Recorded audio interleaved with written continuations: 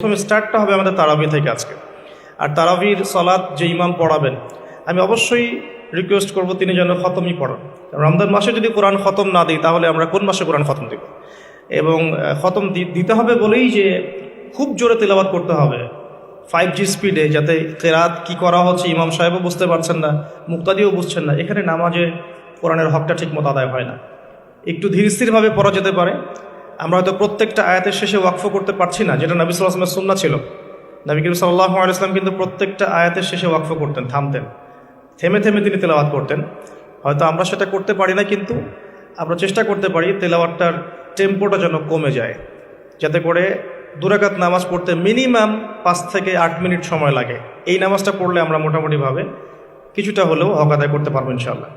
আমি কিছু প্র্যাকটিক্যাল কথা বলছি, কারণ প্র্যাকটিক্যালি দেখে দেখে আমার কাছে এগুলো মনে হয়েছে, এই টিপসগুলো হয়তো বা এগুলো কাজে দেবে ইনশাআল্লাহ। এছাড়াও আমরা জামাতের সাথে নামাজ পড়ার পর আমরা যেটা করতে পারি সেটা হলো শেষ রাত্রে আমরা আবারও ওঠার অভ্যাস করতে পারি। আমরা যদি আর্লি ঘুমিয়ে যাই, এবং রমাদান মাসে আমাদের এটা অভ্যাস করতে হবে, আমরা যেন আর্লি ঘুমাই।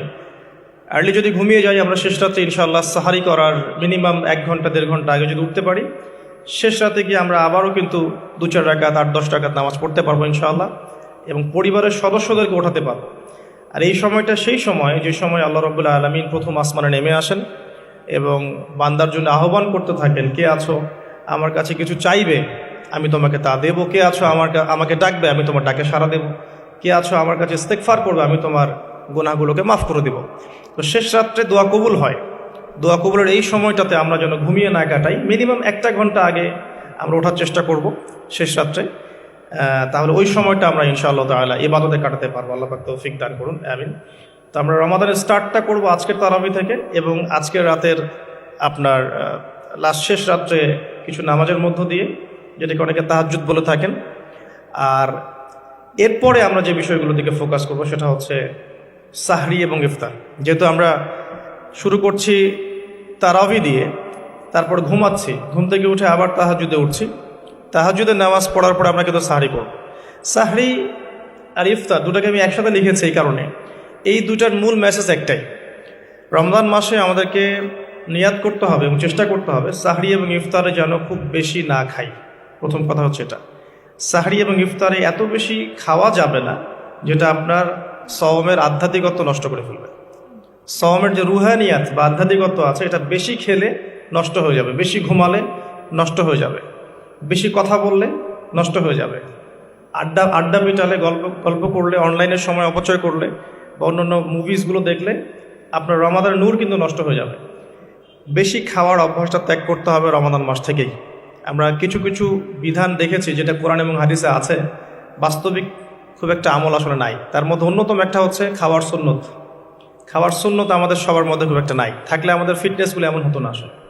খেয়াল করে দেখবেন এই 8 তালে উঠতে কিন্তু অনেকে হাঁপায় গেছে।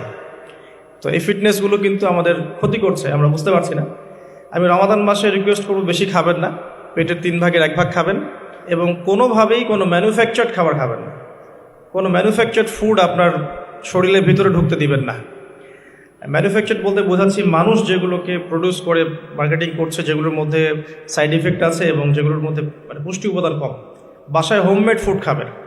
অনেক সময় দেখা যায় সাহারি এবং ইফতারে আমরা এত বেশি ভোজন রসিক হয়ে পড়ি যে আমরা তারাবির নামাজ ঠিক মতো পড়তে পারি না, অসুস্থ হয়ে যাই, পেট খারাপ হয়ে যায়। এই জন্য বাসার নর্মাল কমন খাবারগুলো খাবেন, এবং এই সিজনে বেশি বেশি মানে জুসি জিনিসগুলো খাওয়ার চেষ্টা করতে হবে স্পেশালি। তাহলে আমরা ফিজিক্যালি ফিট থাকবো ইনশাআল্লাহ। আর শরীর সুস্থ রাখতে হবে এই কারণে যাতে করে আমরা আল্লাহর ইবাদত বেশি বেশি করতে পারি।